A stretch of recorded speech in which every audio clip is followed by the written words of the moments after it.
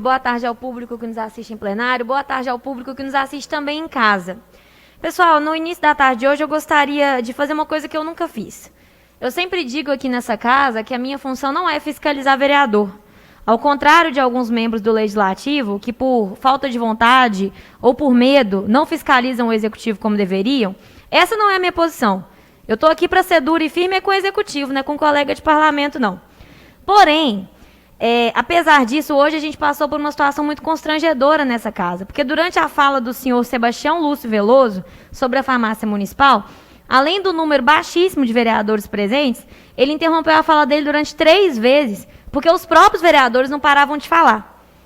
E se eu, enquanto cidadã, viesse aqui usar a tribuna e passasse por isso, eu me sentiria muito desrespeitada. Desrespeitada por pessoas que eu banco. Eu me sentiria muitíssimo desrespeitada. Então, eu acho que o mínimo que a gente pode fazer, todo mundo tem seus motivos para não estar aqui no plenário. Quantas vezes eu mesma não estive? Mas quem está, prestar atenção no cidadão que está falando.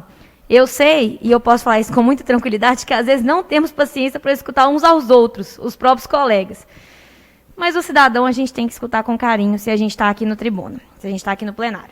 Então, eu deixo aqui o meu pedido para que a gente tenha esse respeito e esse cuidado com quem, afinal de contas, paga o nosso salário.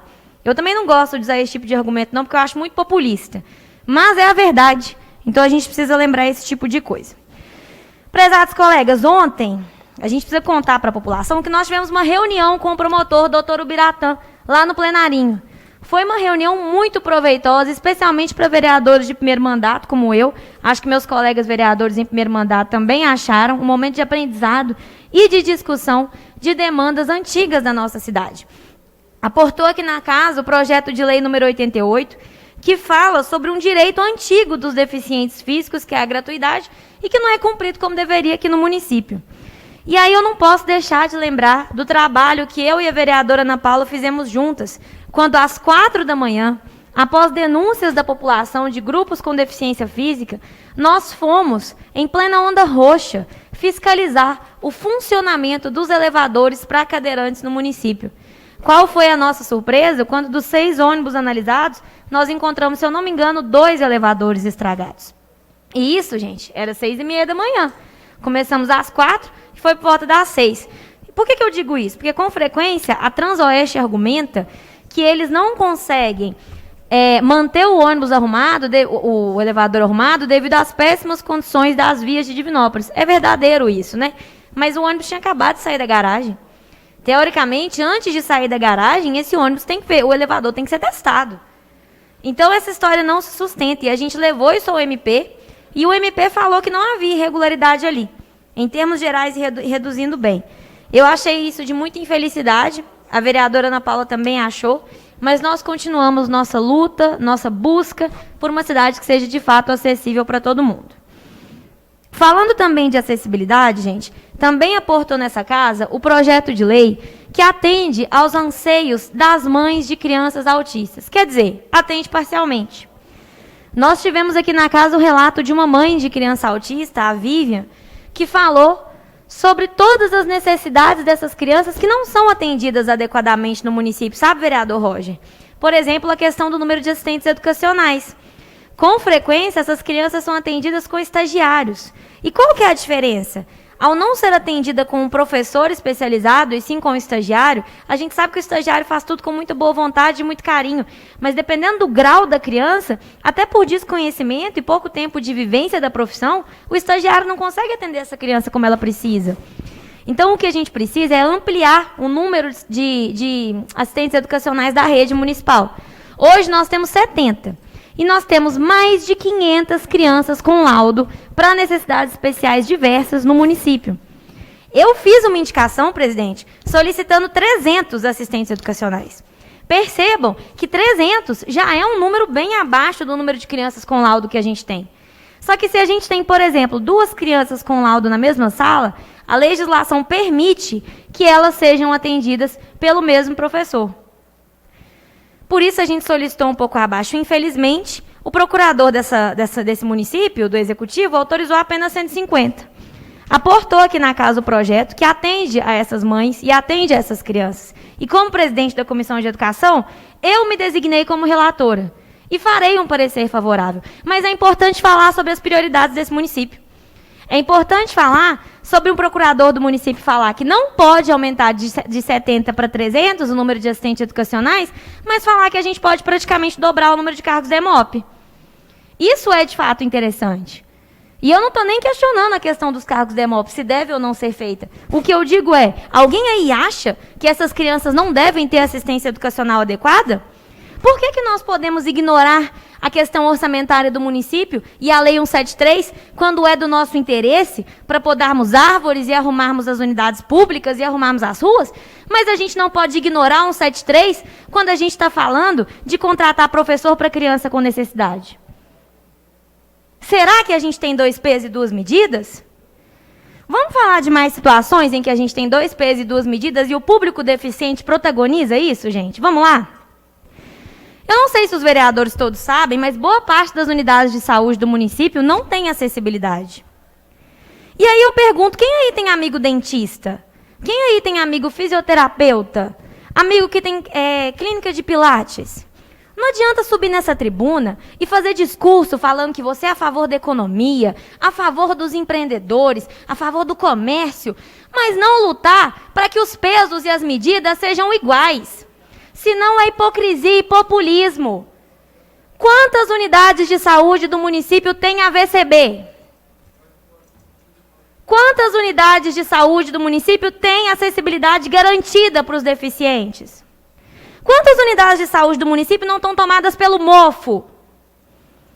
Será que algum consultório privado poderia funcionar nessas condições? Não poderia. E é certo que não possa.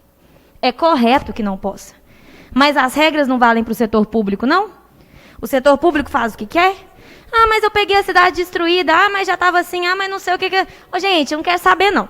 Eu não era vereadora naquela época. Se eu fosse, como alguns dessa casa eram, aí, de fato, vocês poderiam usar esse argumento comigo. Mas não podem. Eu não era vereadora, eu não tinha mandato para ficar aqui todos os dias da semana por conta de fiscalizar o município. Eu estava numa sala de aula educando crianças. Com muito orgulho.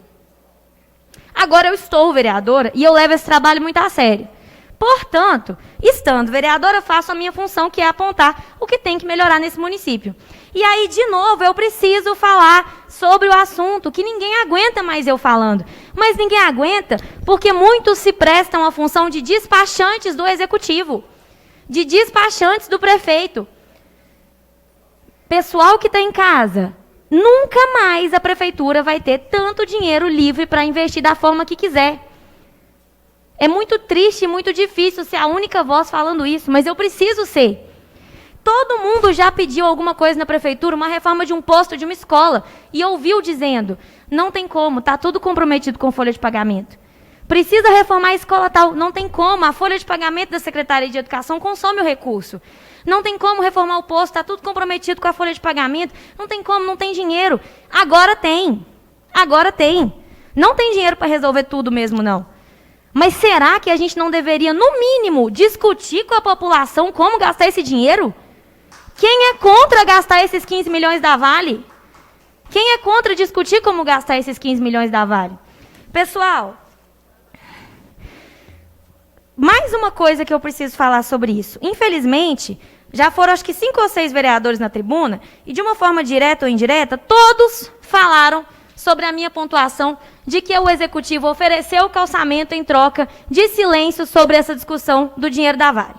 Direto ou indiretamente, todos falaram. Todos falaram. Então, quase todos, para ser justa. Parece que eu estou viajando quando eu falo que o prefeito afirmou que vai discutir como usar esse recurso só em calçamento com alguns vereadores. Então, para não restar dúvida, eu vou colocar um áudio em que ele mesmo fala isso. Aí, quem sabe, todo mundo vai concordar comigo. Vamos lá ouvir? O dinheiro da Vale é o prefeito, junto com alguns vereadores, com praticamente todos os vereadores, para a gente poder destinar, para poder fazer calçamento em bairro. Então, não perde tempo com a audiência pública, não, você só vai perder seu tempo. O prefeito, juntamente com alguns vereadores.